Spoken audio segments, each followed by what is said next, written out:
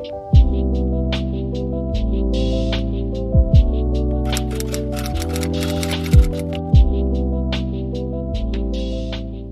to or welcome back to my channel, Alicia Influencer. I'm Alicia Victoria and this is Black Girl Chats, where I just chat and share insights for life upgraded. So in today's episode 25, I'm going to be sharing about an experience that maybe you've had. I think it's becoming pretty common, a common experience had by the folks in the U.S. with the U.S. medical and healthcare system. Now here's my story. Doom doom. I feel like it's one of those Law and Order shows, but after hearing this, if you've experienced this, comment in the section below. And now I feel like it's one of those class action lawsuit commercials where it's like, if you are one of the people that did this or took this or experienced this.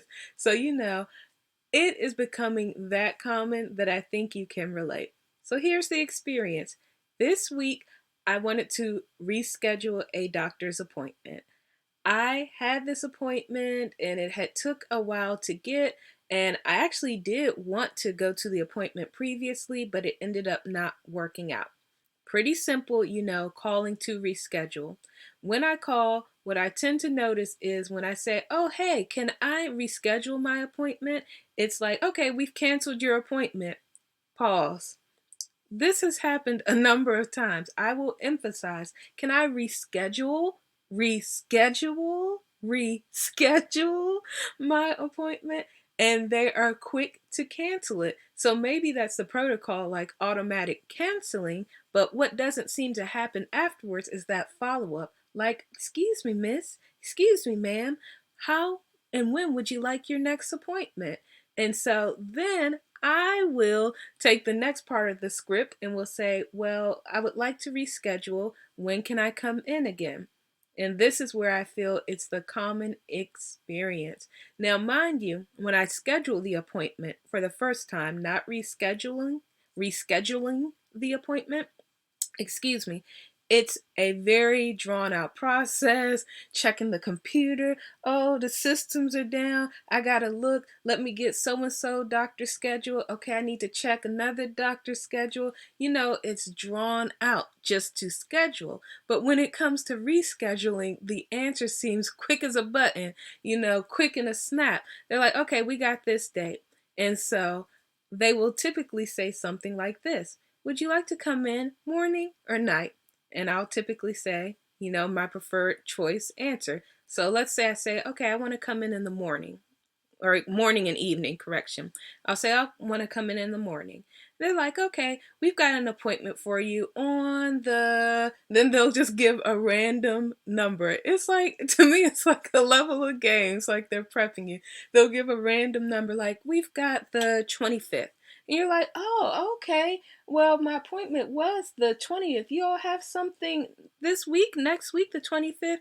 They're like, oh, no, that's the 25th of February. And so then it's the next lead on question. You're like, oh, February, that's a little bit of a ways out. Well, that's the only appointment you all have right now? And they're like, yes. Now, mind you, it's with the quickness. Yes, no checking doctor schedules, no flipping through things like when scheduling the initial appointment, no systems down. The technology seems so smooth, okay, baby bottom smooth with the quickness. They're like, yes, very definitively. February is the only appointment. And you're like, well, for any doctor? Because like me at this point, I'm like, I'll see anyone in the staff. I don't even have to have the specific person maybe that I want. They're like, yes, for anyone, everyone, even to see the receptionist, only the 25th of February is the earliest date. And so you're like, well, okay, I guess because I am rescheduling, I'm just going to have to get the appointment that they're offering. So then you're like, okay, I'll do the February 25th appointment in the morning. And they're like, oh, that's great. And so then they'll go to the confirmation piece. And so they're like, okay, let's confirm. That's February 25th, 2025. You'll be seeing Dr. Stern. And you're like, hit the brakes. What? It's 2023. 2025, my guy. 2025. You know, they say, bruh, okay, full pause. You're like, now you realize you've been bait, switched, led on, and led in. You're like, hold on, hold on. I'm not agreeing to that appointment yet. February 25th, 2025. They're like, yes, will you be available? And they ask you this seriously. Will you be available then? Would you like me to book the appointment? And I'm like, let me see. Do I know my calendar 2 years in advance to know that I will be available for this appointment? And 2 years is the earliest you have for this appointment with any doctor. And then as you're going through this mentally, and then you rephrase it more gently to share and verify that information with them, they're like, yes, would you like the appointment? And so, I feel like the game has been played at this point, the chess, checkmate, and checkers. And so at this point, I'm like, you know what? Just go ahead and book that appointment 2 years in the future, please. Make sure to send me a reminder wherever my current address will be at that time, if I'm at the same location, so that I can have this appointment. And this is what I feel really puts people in the loop cycle of rescheduling, because they'll get some reminder 2 years in the future. They've forgotten the appointment. It will be like 2 weeks beforehand. And they'll be like, oh, that is right. I scheduled an appointment 2 years ago.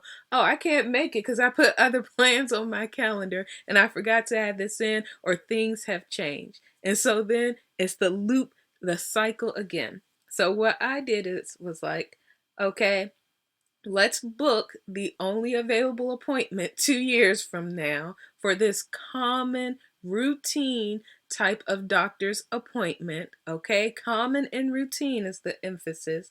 And then I was like, what I typically ask in these reoccurring scenarios that are seemingly more common across doctor's office these days for common things. I said, is there a wait list? You got to say it like that. Is there a wait list?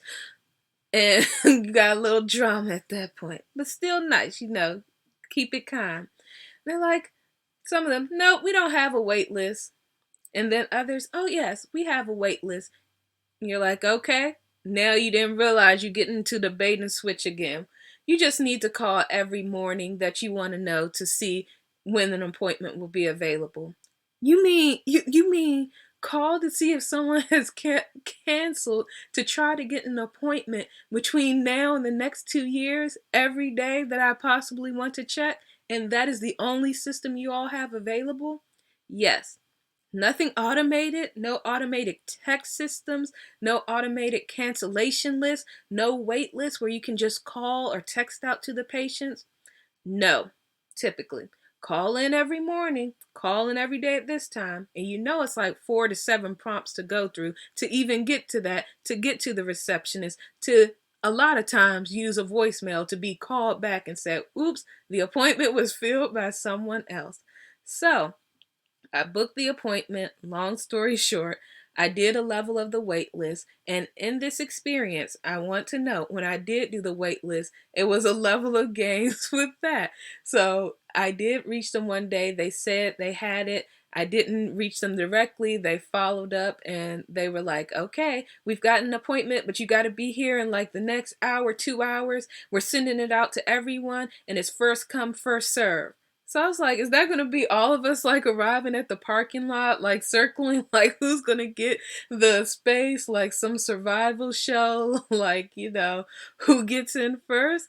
I was like, no, ma'am. No, sir. I mean, quite honestly, I'm not saying I could get the degree for the common part of the procedure or the hygienic. This is like a hygienist type of procedure in 2 years. But what I am saying is, in the meantime, I'm shopping around, I'm looking around, I'm seeing where else I can get it done. And yes, I'm keeping my 2-year appointment. So thank you kindly for watching this video to the end. Again, comment below if you have been one of the many in this experience, like those class action lawsuit commercials, though there will be no compensation for us. And don't forget your 2-year appointment in the future. Make sure to book it and keep it so you won't have 4 years in the future for the next one. But if you haven't checked out my last episode, episode 24, I suggest you do if you're interested in natural hair growth, growing your hair longer, thicker, stronger, with greater luster and retaining length, where I talk about hair vitamins versus hair supplements, my experience, and how to get the best out of both. That's all for now. If this chat's helped add value to your day, then hit that like button and don't forget to subscribe. And I'll see you next time. Stay posted, stay blessed.